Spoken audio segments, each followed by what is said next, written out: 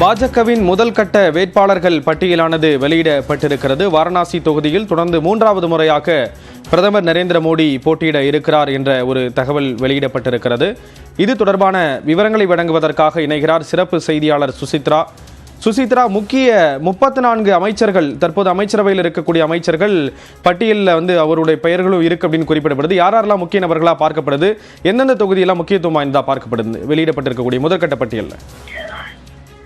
பாஜகவினுடைய முதற்கட்ட வேட்பாளர் பட்டியலை கட்சியானது அதிகாரப்பூர்வமாக அறிவித்திருக்கிறது. மொத்தம் 195 வேட்பாளர்கள் தற்பொழுது இந்த முதற்கட்ட பட்டியலில் இடம்பெற்றிருக்கிறார்கள். மிக முக்கியமாக 34 மத்திய அமைச்சர்கள், 2 முன்னாள் முதல்வர்கள் உள்ளிட்டோரும் இந்த பட்டியலில் இடம்பெற்றுள்ளது குறிப்பிடத்தக்கது. மிக முக்கியமாக மக்களவை சபாநாயகராக இருந்த ஓம் பிர்லா கோட்டா தொகுதியிலிருந்து தற்பொழுது வேட்பாளராக அறிவிக்கப்பட்டுள்ளார். அதேபோல் பிரதமர் மோடி வாரணாசியிலிருந்து 3வது முறையாக போட்டியிட உள்ளது குறிப்பிடத்தக்கது.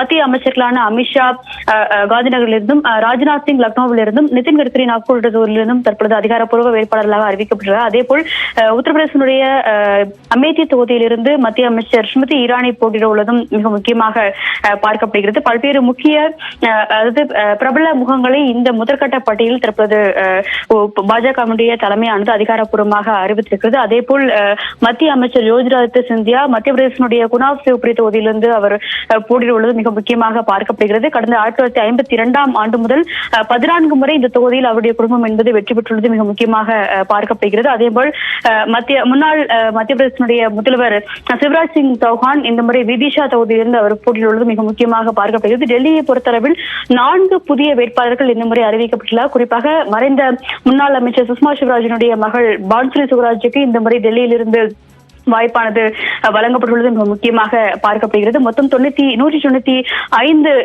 வேட்பாளர்களை பாஜகவானது இந்த பட்டியலில் வெளியிட்டிருக்கிறது.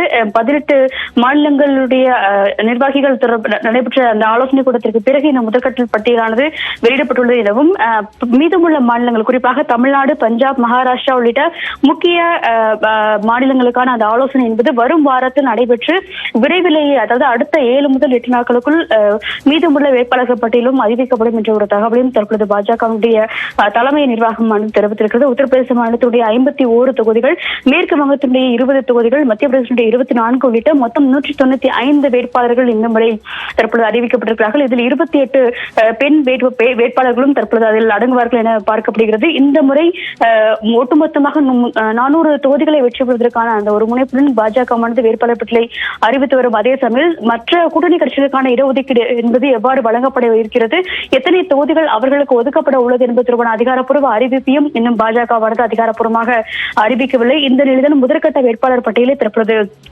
வெளியிட்டிருக்கிறது. அதே போல் மத்திய அமைச்சரான ராஜீவ் சந்திரசேகர் திருவனந்தபுரத்திலிருந்தும், வி முரளிதரன் அவர் கேரளாவிலிருந்தும் போட்டியிடுவது மிக முக்கியமாக பார்க்கப்படுகிறது. முன்னாள் மத்திய அமைச்சராகவும் காங்கிரசுடைய மூத்த தலைவராகவும் இருந்த ஆண்டனியுடைய மகன் அனில் ஆண்டனியும் தற்பொழுது கேரளாவிலிருந்து இந்த முறை அவருக்கு வேட்பாளர் அந்த வாய்ப்பு என்பது பாஜகவின் சார்பாக வழங்கப்பட்டது. பல்வேறு புது முகங்கள் இந்த முறை வேட்பாளர் பட்டியலில் பாஜகவுடைய முதற்கட்ட வேட்பாளர் பட்டியலில் அவர்கள் இடம்பெற்றுள்ளது மிக முக்கியமாக பார்க்கப்படுகிறது. பல்வேறு, அதாவது மொத்தம் 47 வேட்பாளர்கள் 50 வயதிற்கும் குறைவாக உள்ளவர்கள் என்பது மிக முக்கியமாக பார்க்கப்பட வேண்டும்.